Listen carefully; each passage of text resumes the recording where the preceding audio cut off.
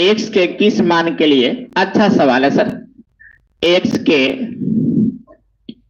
के किस मान के लिए, किस मान के लिए, एक्स के किस मान के लिए बिंदु, एक्स के किस मान के लिए बिंदु ए एक्स कोमा 2, बी -3 कोमा -4 और सी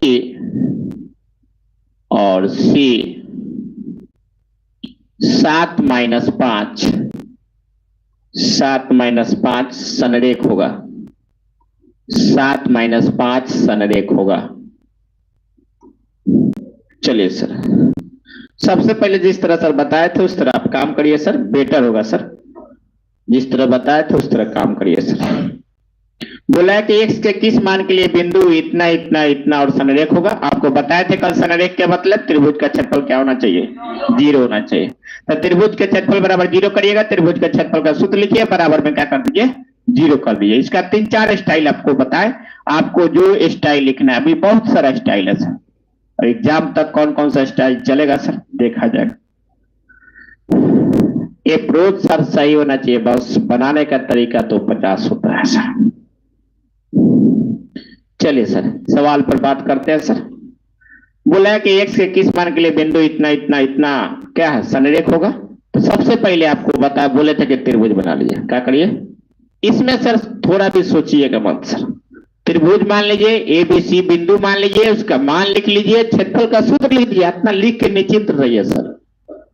समझ में आया आपको सर? इतना जरूर बिना जल्दी फटाफट सोचे इतना काम आपको करना है।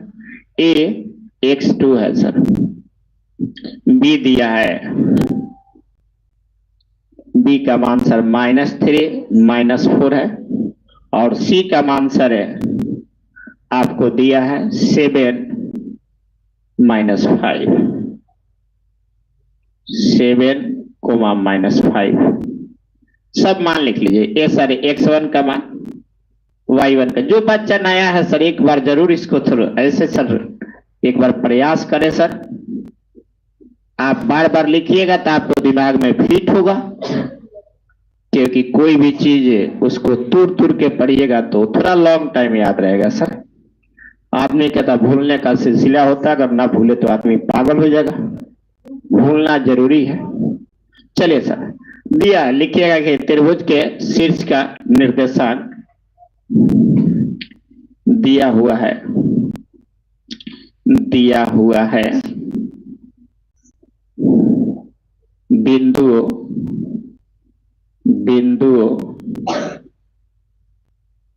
थोड़ा सा लिखावट मेरा अच्छा नहीं है, बिंदु स्लो लिखना पड़ेगा सर। कितना स्लो लिखे सर? ए x2 फिर b -3 -4 और सी किसी बच्चा का आंसर आया, आंसर आ गया तो थोड़ा सा टाइप करके बताए है। आप फटाफट सर ये बात लिख लीजिए सर। x1 एकदम x1 के रफ्तार में सर, एकदम सोचने की कोई जरूरत नहीं है सर। x2 y2 सर, फिर x3 y3, x3 y3। जो बच्चा को कष्ट हो ये कुछ नहीं करना बाबू, यही छाप देना है सर। आपको लग रहा है कि सर बहुत ज्यादा लैंग्वेज लिख रहे हैं, लैंग्वेज नहीं है सर, बार बार प्रैक्टिस करिएगा, हो जाएगा सर। थोड़ा सा वक्त लगता है सर, कोई चीज आसान नहीं है, कोई चीज डिफिकल्ट भी नहीं है, थोड़ा सा प्रयास करना पड़ता है सर। इसका मान सर x है, ये 2 है, कितना है सर? हम -63 है, लेकिन माइनस में नहीं बोला जाता, 63 इकाई लिखिएगा चाहे मात्रक सर। बहुत अच्छा सर, आप लोग को फायदा किया है ये मेरा लाइव क्लास, लग रहा है आप लोगों को कुछ बच्चों को फायदा कर रहा है। चलिए सर यहाँ पे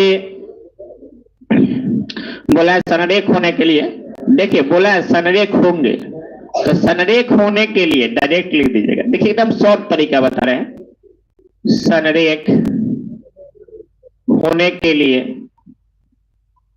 होने के लिए लिखिएगा त्रिभुज त्रिभुज एबीसी एबीसी का क्षेत्रफल क्या होना चाहिए? 0 क्या होना चाहिए? हाँ, इसका क्षेत्रफल 0 के अगर बराबर हो गया तो संरेख हो जाएगा। अब क्या करिएगा सर, देखिए त्रिभुज का क्षेत्रफल तो आपको बहुत अच्छा से पता है सर।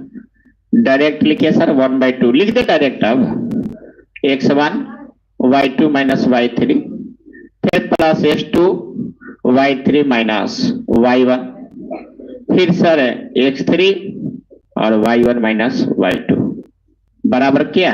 0। यही कंडीशन याद रखिएगा। अगर त्रिभुज का क्षेत्रफल 0 होता है तो वह क्या कहलाता है? संरेख होता है सर। यहाँ पे सर अब ये दो इधर गुना में तो उधर भाग में लेके चल जाइए। इसका मान डालिए सर, इसका मान आपको सर x1 का मान डालिए सर। x1 का मान x है, y2 का मान सर -4 है, माइनस y3 का मान -5 है। यहाँ ध्यान दीजिएगा सर, हम डायरेक्ट लिख रहे हैं सर y3 का मान -5 है तो -5 माइनस पहले से फॉर्मूला में है तो माइनस माइनस क्या हो जाएगा? +5। ये थोड़ा समझिए नहीं तो माइनस प्लस में दिक्कत होगा।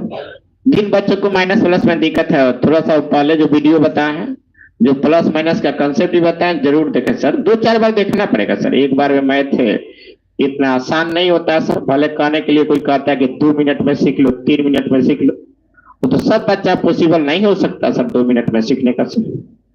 हर आदमी का पावर अलग अलग होता है सर। चलिए सर, x2 सर वो बनाता है वही महसूस कर सकता है सर। कहने वाला को क्या लगता है सर? कुछ लगता है।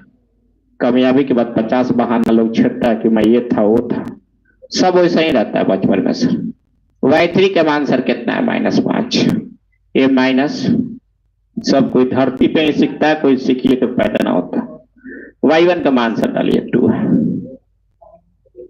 प्रयास करिए सर, कोई कमजोर नहीं है। अपने आप में कमजोरी आप खुद कमजोर होने के लिए सर y1 माइनस y2 नहीं बनेगा तो कमजोरी तो होगा ही सर। 2 y2 का मान कितना सर? -4 माइनस माइनस प्लस बराबर क्या हो गया? 0। आइए 2 इधर भाग में था तो यहाँ लेके चला है गुना में सर। आपको मन करता ऐसे लिखे ना तो डायरेक्ट कल बताए थे संरेख होने के लिए इसको उधर ले जाए के डायरेक्ट यहाँ पे सर देखिए बताए थे शायद कौन सा 17, 16, 15, 14 पेज 14 नहीं 13। हाँ यहाँ देखिए ये बताए थे ना, डायरेक्ट इसके बराबर क्या कर दिए? 0 कर दीजिए। संरेख लिख के डायरेक्ट बराबर 0 कर सकते हैं ना। तो ये फिर एक यहाँ 0 डालिएगा, फिर 2 इधर ले आइएगा, फिर भाग में तो इधर तो क्या हो जाएगा? गुना में हो जाएगा। वो सब उस दिन डीपली बताए थे सर, उतना स्लो फिर बताएंगे तो फिर दिक्कत है। जो क्लास छोड़ता है उसको टेंशन ही नहीं तो सब क्या कहा जा सकता है सर। सोने में माहिर है, सोते रहो, जिंदगी सुला देगा यार। x देखो ये -4 + 5 किसकी संख्या ज्यादा है? प्लस के, तो 5 में से 4 गया 1। ध्यान से लिखिए। चलिए प्लस माइनस -3। आइए -5 -2 -7 प्लस ये 7 है सर। 4 2 2 4 कितना जगह? 6। प्रेम से बनाइएगा सर, बनेगा सर। मैथ सर आराम से दिमाग शांत करके बनाना पड़ता है सर। मैथ बहुत अच्छा सब्जेक्ट है सर। कोई भी चीज आपको पढ़ने का अगर मन ना करे, मान लीजिए फिजिक्स पढ़ते पढ़ते मन अटका गया, केमिस्ट्री पढ़ते पढ़ते मन अटका गया, 4 गो मैथ बना लीजिए, सब दिमाग को ठीक कर देता है। फिर बैठिए फिजिक्स पढ़ने, फिर समझ में आएगा सर। x में 1 से गुना होगा तो x। मैथ सर लोग कहता है भारी है, भारी नहीं है सर, समय मांगता है। माइनस में माइनस से गुना करता प्लस 17 21 प्लस 7 6 42 बराबर कितना? तो x प्लस एक कितना जगह 63 बराबर 0, तो x बराबर -63। तो माइनस में सर x निर्देशांक निगेटिव में नहीं होगा सर, यहाँ पे माइनस में है तो आप लिखिएगा सर आंसर में 63 है, इकाई या मात्रक। इंग्लिश में यूनिट बोला जाता है सर। बोलिए किसी बच्चा कोई दिक्कत है सर तो बोलिए सर।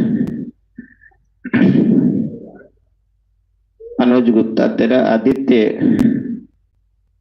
गेमर सर कौन सा क्लास है? क्लास 10th है बाबू, क्लास 10th है सर। एक बार और समझाएं, नहीं समझ में आ रहा है सर। ओके ओके सर, ठीक है सर, समझा दे रहे सर।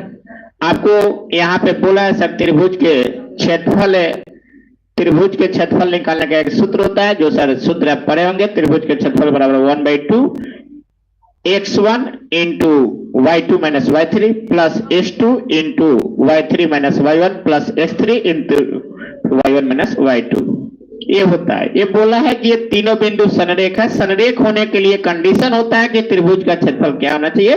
0। और त्रिभुज के क्षेत्रफल का सूत्र लिखिए, बराबर 0 करिए। और त्रिभुज के तीनों बिंदु का निर्देशांक दिया है, a का मान x2 दिया है, और b का मान -3 -4 और c का मान 7 -5 दिया है। बोला कि ये x के किस मान के लिए समरेख होगा, मतलब x का कौन ऐसा मान यहाँ पे डालेंगे कि उसका क्षेत्रफल निकालेंगे तो 0 आ जाएगा। तो वही x का मान आपको निकालना है यहाँ से। क्लियर है? आगे बढ़ाया जाए, देख लीजिए। किसी को बच्चा को अगर दिक्कत है तो बोलिए सर। किसी बच्चा कोई दिक्कत है? अब चलिए सर, थोड़ा सा जबरदस्त सवाल सर, जो आपको क्लास 11th में भी पढ़ना है सर। 10th की तो बात छोड़िए सर, 11th में भी मुलाकात होगा।